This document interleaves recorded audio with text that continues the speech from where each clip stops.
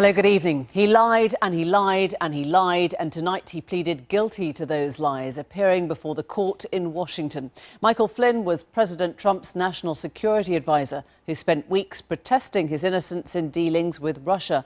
Today, he appears to have agreed a deal with federal prosecutors, which may yet lead them to the president's door. This evening, US networks are reporting that Flynn is prepared to testify that Donald Trump's son-in-law directed him to make contact with the Russians before he took office. Flynn's decision to cooperate with the investigation marks a major escalation in the scandal that's dogged Trump's presidency. The president's lawyer insists it implicates no one but Flynn himself. So where will it lead? We head to Washington in a moment, but first, a look at the day's events. This was the moment many had been waiting for. A guilty plea by one of the top officials in the original Trump administration. Michael Flynn accepted he had lied to the FBI about his communications with Russia. He is no stranger to controversy.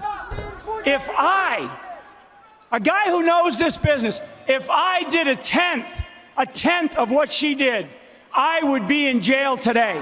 It was in the 2016 presidential campaign that Michael Flynn and Donald Trump became close.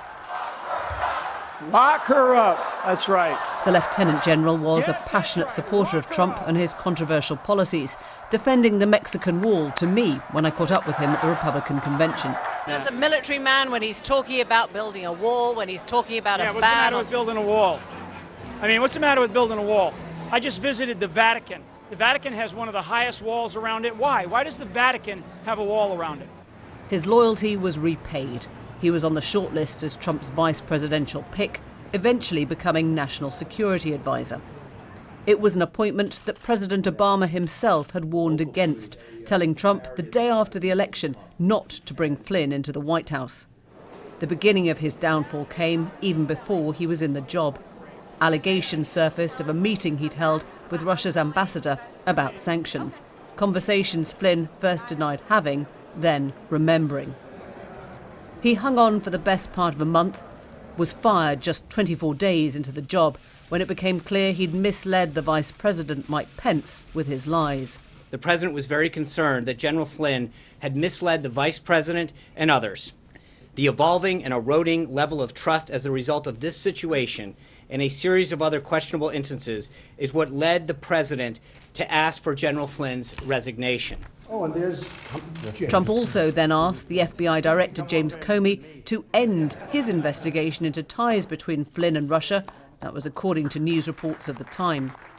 Trump denied making such a request, but he fired Comey some months later. Comey was quick to set straight his side of the story. The administration then chose to defame me and, more importantly, the FBI by saying that the organization was in disarray, that it was poorly led, that the workforce had lost confidence in its leader. Those were lies, plain and simple. Lock him up! Today's guilty plea accompanies Flynn's promise to cooperate in the probe. But the real question in all this is what Chief Prosecutor Robert Mueller really wants.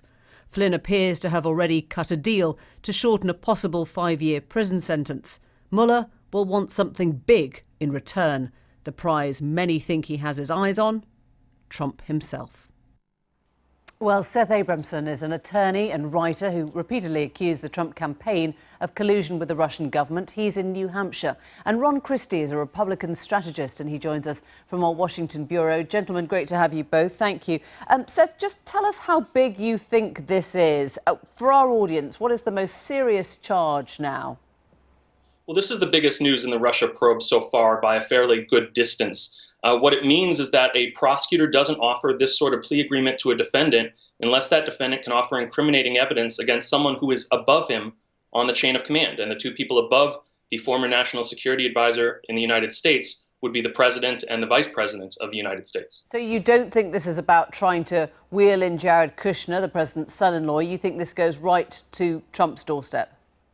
There are a number of individuals who are in a lateral position in the hierarchy to Mr. Flynn, and that includes Mr. Kushner, Donald Trump Jr., Jeff Sessions, who Bob Mueller may be looking at as targets in his investigation, but you wouldn't offer this sort of a deal, which was essentially a sweetheart deal for Mike Flynn, unless you were going up the chain of command rather than laterally. You're not seriously suggesting, though, that this could implicate both the president and the vice president. Where would that lead the administration?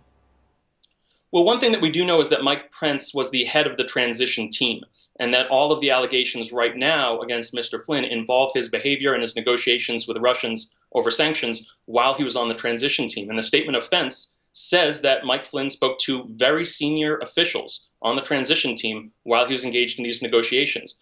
Jared Kushner has already been identified as one of those officials, but people suspect that Mike Pence could be one of the others, as he was running the transition team. Ron, I'm going to bring you, and it's a brave Republican to try and defend this tonight, isn't it? What do you make of what you're hearing? Good evening to you, Emily. I'm not as troubled as Seth is by what unfolded here today. And let me explain this from a person who worked for a presidential transition back in 2000 for the Bush administration. You're working in a federal government building right behind us here in Washington, D.C.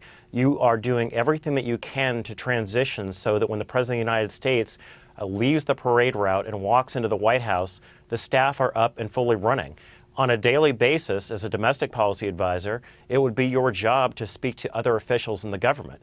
I would surmise that as a national security advisor coming into the administration, it would be your job to establish relations with foreign ambassadors in the United States who are serving their nations. So the notion that Mr. Flynn lied, that's his responsibility, and that's why he was fired 25 days into the Trump administration by the president himself for those lies of which he was just implicated and indicted today. But to suggest that this goes to the president or the vice president themselves, I think that is way too speculative at this point, and there's no evidence, in fact, to prove that allegation. I think this is called the Logan Law, isn't it? Seth, I'm going to bring you in here to explain. Is there anything wrong with what Flynn is now accused of doing? Well, just to be clear, the allegations right now are not that Mr. Flynn was simply trying to establish a relationship with the Russians in December of 2016. It's that he was negotiating U.S. policy on sanctions and on Israel before he or Mr. Trump were actually the legal government of the United States. And that is a violation under the Logan Act, which is very rarely enforced, but it has to do with citizens illegally negotiating with foreign governments having no color or authority to do so. Having said that, let's understand that the allegations that came out today and what Mr. Flynn pled to is only the smallest part of what he told Mr. Mueller, and Mr. Mueller was very careful to shield what he knew about Mr. Flynn's conversations with Mr. Trump or others in his charging documents. Ron, I'm trying to work out whether you are representative of many other Republicans, many in office, who are saying this is nothing that we need to worry about, or is there a growing voice now who says, actually, this is becoming too big to ignore? Well, Emily, I come at this from the perspective of being a lawyer and having served in the White House for 4 years and having been there on day one and knowing what it's like to bring the government up to speed so that the president and the vice president can assume office. But you never did that. I would say that the Logan Act is...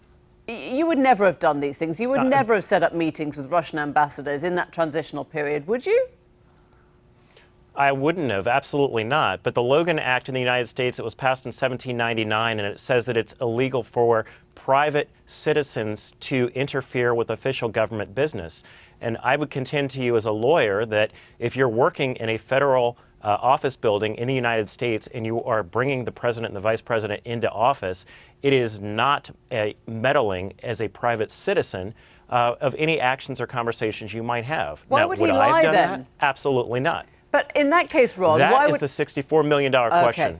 Right. So that's the thing that is unanswerable at this point. And presumably, just back to you, Seth, if he has now pleaded guilty to lying to the FBI and he has cut some kind of deal, what would that deal look like? We're not used to plea bargaining here. Talk us through it.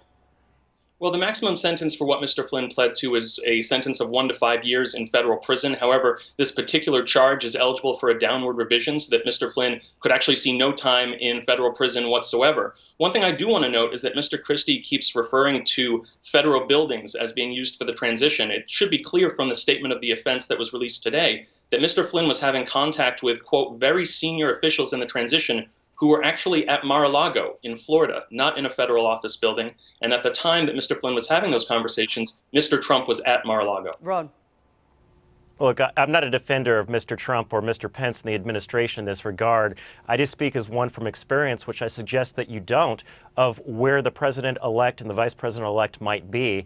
Just so because they're not physically in the office building that I'm making reference to doesn't somehow mean that it's nefarious that he was at Mar-a-Lago. I mean, if you're going to speak on the matter, you have to speak from experience. But I will agree with you on this. Seth's comment about the terms that Mr. Flynn is facing. As a lawyer, I look at this, Emily, and say the special counsel is clearly going higher because the crimes that he was alleged to have committed would have put him in jail for 20 plus years. So there's clearly someone else that General Flynn is going to be cooperating with the special counsel that could take us even further inside the gates of the White House. And as to who that person is or persons who they might be, I think that's what the next parlor game here in Washington is who's next. We've run out of time, but thank you both very much indeed. Thanks for joining us.